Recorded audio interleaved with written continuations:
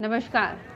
18 plus आयु वर्ग के कोविड टीकाकरण के लिए जिस साइट पर अपॉइंटमेंट के लिए लोग घंटों माथापच्ची करते थे, आज दोपहर अचानक ही उस पर धड़ाधड़ अपॉइंटमेंट होने लगे। देखते ही देखते जिस साइट पर प्रतिदिन 200 को ही अपॉइंटमेंट मिलता था, आज हजारों को मिल गया।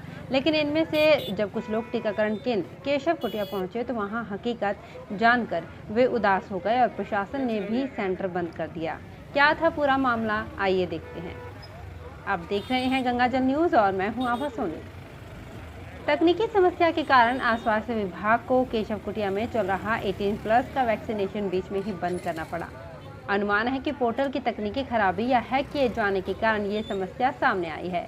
आज अपॉइंटमेंट का सिस्टम ऑनलाइन कहीं खुला रह गया और सिस्टम पर वैक्सीन भी 20,000 दिखाई दे रही थी और इसे देखते हुए करीब 2,000 लोगों ने फायदा उठाते हुए अपॉइंटमेंट ले लिया, जिसके बाद वहां लोगों की भीड़ लगने लगी। सूचना मिलने पर एडीएम हाकम खान व एसडीएम यशपाल आहूजा पुलिस जाब्ते के साथ मौके पर पहुंचे और लोगों को समस्या के बारे में बताया। वहां पता चला कि आज के सेशन के लिए पूर्व में जिन 191 ने अपॉइंटमेंट लिया था, उनमें से 170 जने टीका लगवा चुके हैं। इसके बाद सेंटर बंद कर दिया गया और टीकाकरण का काम बंद कर दिया गया। इंसिडेंट कमांडर व एसडीएम यशपाल आहूजा ने बताया कि सिस्टम में आई तकनीकी खराबी के बाद और पूर्व में अपॉइंटमेंट लेने के बाद जो भी 20-21 जने बच गए हैं, वे अपना अपॉइंटमेंट दोबारा लें। एसडीएम यशपाल आहूजा ने कहा कि सिस्टम में हुई गड़बड़ी या तो किसी ने जानबूझकर की है या सिस्टम हैक भी किया गया हो सकता है। इसका पता तो जांच के बाद ही चल सकता है, लेकिन ये तय है कि जिनके आज टीके लगने से रह गए हैं, उन्हें दोबारा अपॉइंटमेंट लेना होगा। जिन लोगों ने सिस्टम की खराबी के बाद अपॉइंटमेंट लिया, वे सेंटर पर वैक्सीनेशन के लिए पहुंचने लगे। वहां लोगों का जमावड़ा लगने लगा। स्थिति खराब होने की आशंका के चलते सेंटर बंद कर दिया गया। भाई हमारा 25 में नाम बोला, वो तो आप करवा सकते हो ना। जब प्रशासन कह रहा है 175 टीके हुए और 25 टीके पीछे बचे, वो तो लगा दो सभी के, बाकी के लोगों के मत लगाओ। मुश्किल से प्रशासन में अगर नहीं है गलती तो कोई बात नहीं है, लेकिन 8 दिन से पूरा ट्राई कर रहे हैं, वही नहीं रहा है। हम लोग भी मेडिकल से बिलोंग करते हैं, हम लोग भी वहीं बैठते हैं जहाँ भीड़ होती है। ऐसी बात है कि लोगों के द्वारा कहा जा रहा है कि पर डे जो 25 से 40 टीके जो नहीं लगे जा रहे हैं, जो लोग बुक कराने के बाद में नहीं आ रहे हैं, उन टीकों को अगले दिन स्लॉट को बढ़ाया जाए ताकि लोगों को मालूम पड़े कि जो टीके नहीं लगे हैं वो टीके कहीं गए नहीं है और यहाँ एक्सेस हैं, और जो एक्सेस टीके हैं वो अगले दिन उसको स्लॉट को बढ़ाकर और लोगों को लगाए जाए। भीड़ थी और फिक्स टाइम भी तो नहीं है, जिनका वो टीका लग जाएगा। राजकीय चिकित्सालय में ऑक्सीजन प्लांट लगवा रहे भामाशाह पप्पू रामडारा और उनके सहयोगियों ने अब ऑक्सीजन प्लांट के साथ जनरेटर सेट लगवाने की भी घोषणा की है। ये घोषणा आज डारा के सहयोगी भामाशाह रावल जानी ने सरकारी अस्पताल में ऑक्सीजन प्लांट के लिए चल रहे निर्माण कार्यों का जायजा लेने के दौरान की। विधायक पब्बाराम बिश्नोई, एडीएम हाकम खान व SDM Yashpal Ahuja, PMO doctor Madhu Sharma, doctor चैनसिक सोनी ने भामाशाहों का आभार जताया है। उल्लेखनीय है कि भामाशाह पप्पू रामडारा, ओपी धायल, सुखराम बोला व जिला परिषद के पूर्व सदस्य रावल जानी द्वारा फलौदी व लूनी में सरकारी अस्पताल में ऑक्सीजन प्लांट लगवाए जा रहे हैं। डारा आज प्लांट के लिए चल रहे निर्माण कार्यों का जायजा लेने के लिए फलौदी आने वाले थे, लेकिन अचानक कोई काम होने से नहीं आ पाए। उनके सहयोगी भामाशाह रावल जानी फलौदी अस्पताल पहुंचे और निर्माण कार्यों का जायजा लिया। जनरेटर की घोषणा के अवसर पर बताया कि ऑक्सीजन प्लांट के लिए अलग से जनरेटर सेट की आवश्यकता पड़ेगी। इस पर रावल जानी ने कहा कि जनरेटर सेट भी उनकी ओर से लगा दिया जाएगा, जिसका सभी ने स्वागत किया। उन्होंने बताया कि फलौदी व लूनी में ऑक्सीजन प्लांट लगाने व जनरेटर सेट लगाने पर 1 करोड़ से ऊपर का खर्च आएगा। डारा व उनके सहयोगी भामाशाह मिलकर ये खर्च कर रहे हैं। इस अवसर पर सुनील कुमार बुरड़, जिला मीडिया प्रभारी दिलीप शर्मा, शहर मंडल अध्यक्ष, जिला प्रचारक नारायण लाल, सेवा भारती से विजय पालीवाल, तेज प्रकाश आदि उपस्थित। प्रथम लहर उसके दौरान भी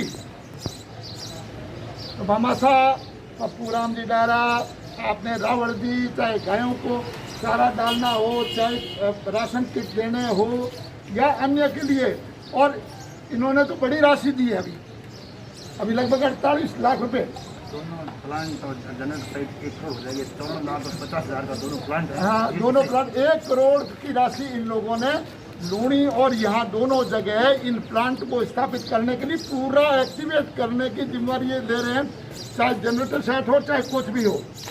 मैं इनको तहे दिल से धन्यवाद देता हूँ कि इन लोगों इनके माँ बाप को भी बहुत धन्यवाद देता हूँ कि इन्होंने इस प्रकार के दानवीर पुत्रों को जन्म दिया है, जिन्होंने अपने नेक कमाई में से इस प्रकार से मानव जीवन को बचाने के लिए जिस प्रकार से खुले दिल से भगवान ने इनको लक्ष्मी इनके ऊपर मेहरबान है। निश्चित तौर से हम इस वैश्विक महामारी से निकलेंगे, इस युद्ध को जीतेंगे।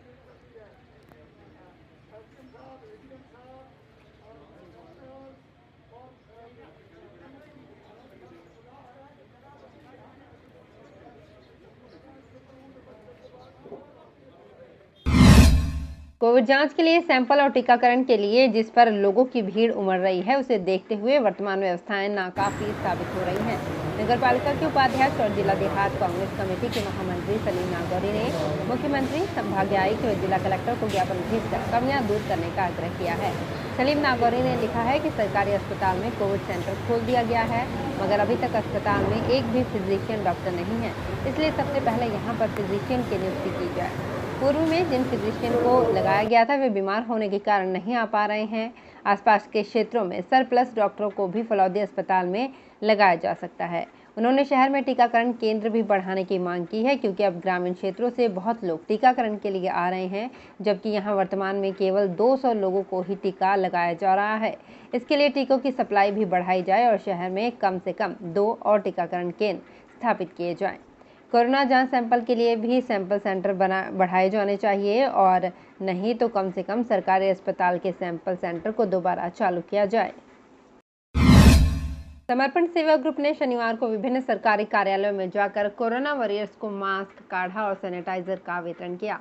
अधिकारियों ने सेवा ग्रुप के सेवा कार्यों की सराहना करते हुए कहा कि ये ग्रुप समय समय पर ऐसी गतिविधियां करता रहता है जिससे सबका मनोबल बना रहता है। ग्रुप ने एडीएम ऑफिस में ADM Hakam Khan, additional SP कार्यालय, डीएसपी कार्यालय, पुलिस थाना में थाना प्रभारी राकेश सिठारिया को मास्क, काढ़ा और सैनिटाइजर भेंट किया। अध्यक्ष मीनाक्षी गुलेचा ने बताया कि मास्क समर्पण सेवा ग्रुप, काढ़ा मेघराज कल्ला व सैनिटाइजर राजेश कल्ला की ओर से दिए गए। इस अवसर पर ग्रुप के सदस्य अनामिका थाने आदि उपस्थित थे। इस बार फिर समर्पण सेवा ग्रुप लोगों की सेवा के लिए, कोरोना से लोगों को बचाने के लिए, कोरोना से बचाव की आवश्यक सामग्री के वितरण के लिए आगे आया है। मैं इनका स्वागत करता हूं, अभिनंदन करता हूं। रहे हैं तो फलोदी में समर्पण सेवा ग्रुप का है, वो पिछली बार भी काफ़ी सहयोग रहा और अभी भी ये बढ़ चढ़ कर हिस्सा ले रहे हैं और काफ़ी जो इस संबंध में है वो लोगों को सेवाएं उपलब्ध करा रहे हैं। सरकारी कार्मिकों को भी उन्होंने अच्छी सुविधा उपलब्ध कराई है। उनको बहुत बहुत धन्यवाद, हमारी तरफ से बहुत बहुत शुभकामनाएं। विश्व कल्याण और कोरोना के प्रकोप से दुनिया को छुटकारा दिलाने की कामना को लेकर आज भारतीय किसान संघ के जिलाध्यक्ष नरेश व्यास के सानिध्य में हनुमान चालीसा के पाठ व यज्ञ किया गया। इस अवसर पर उपस्थित जनों ने उत्साह के साथ हनुमान चालीसा के पाठ किए और नरेश व्यास ने यज्ञ में आहुतियां दी। यज्ञ और पाठ आचार्य सुरेश पंडित के सानिध्य में किए गए। इस अवसर पर 101 हनुमान चालीसा, सुंदरकांड, ओम नमः शिवाय का जप और शांति यज्ञ किया गया।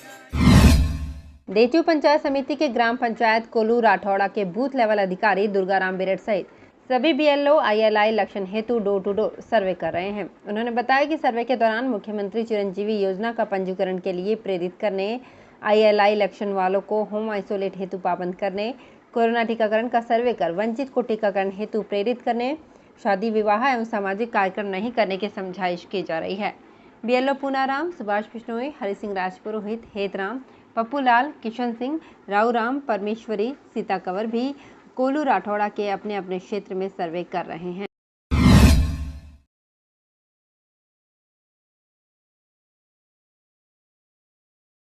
मेघवाल समाज शिक्षण संस्थान फलौदी के अध्यक्ष एवं वरिष्ठ समाजसेवी ज्ञानचंद जयपाल भोजासर का कोविड-19 के चलते आकस्मिक निधन हो गया।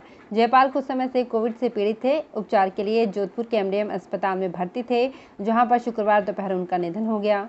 जयपाल के निधन का समाचार सुनते ही फलौदी शहर एवं ग्रामीण क्षेत्र में शोक की लहर छा गई।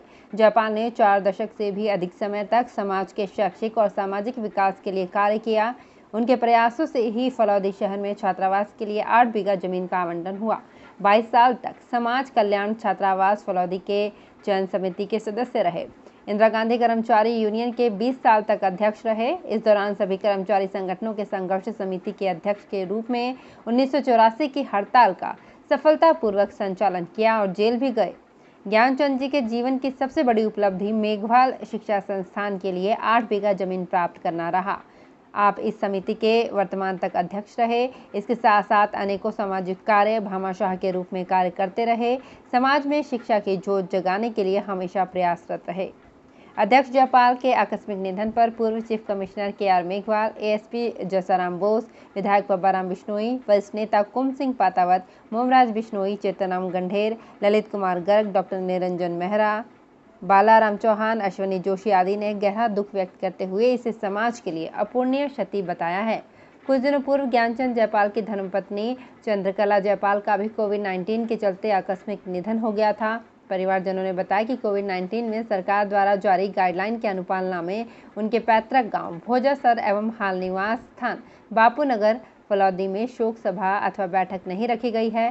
गंगाजल न्यूज परिवार उनके निधन पर गहरा दुख व्यक्त करता है। गंगाजल न्यूज के साथ बने रहने के लिए धन्यवाद। और हाँ, अगर अभी तक आपने गंगाजल न्यूज को सब्सक्राइब नहीं किया है तो सब्सक्राइब कर लें ताकि हर नई अपडेट हम आप तक पहुंचा सकें।